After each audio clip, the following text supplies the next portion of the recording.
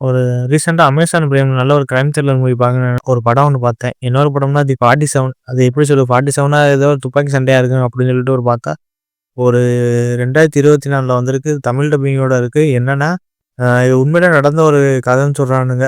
படத்த பார்த்தா எப்படி சொல்றது, ரொம்ப கிட்டத்தட்ட ஒரு 2 மணி நேரம் எடுத்து வச்சிருக்கானுங்க. 2 மணி நேரத்துக்கு இல்ல இன்னொரு கதைன்னு பார்த்தா, 1978ல பார்சிலோனாவுல மட்டமான ஒரு கிராமமா இருக்கு. அந்த கிராமத்துல எந்த அடிப்படை வசதியுமே இருக்காது. ஒரு ஒரு ஏரியாவுக்கு கவர்மெண்ட் பஸ் வசதியே கிடையாது.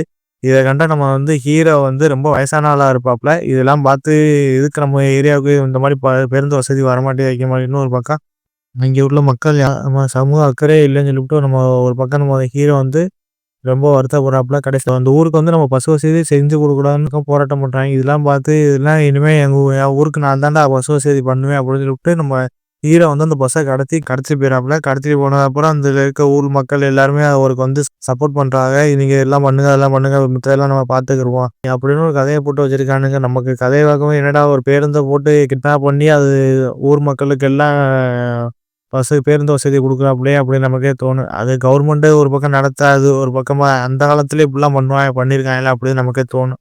இதுல எப்படி சொல்றது? இதுல இருக்கிற எல்லாம் ஹீரோ இதுல எப்படி சொல்றது? அரசாங்கத்தை எதிர்த்து போராட்டம் பண்ணி ஊருக்கு பஸ் வசதி செஞ்சு குடுத்தாரா இல்லையா? இதாங்க ஒரு கதையா போட்டு வச்சிருக்காங்க. இந்த கதை கிட்டத்தட்ட ஒரு 1978ல நடந்த மாரி தான் இருக்கு. வேற எதுவுமே நம்ம சொல்ற அளவுக்கு இதுல பேசிக்கிட்டு தான் இருக்கானுங்க. பேசிக்கிட்டு கிட்டத்தட்ட ஒரு லாஸ்ட் ஒரு 20 நிமிஷம் தான் நல்லா இருக்கு. எந்த சீனுமே அவ்வளவா நல்லா இருக்காது.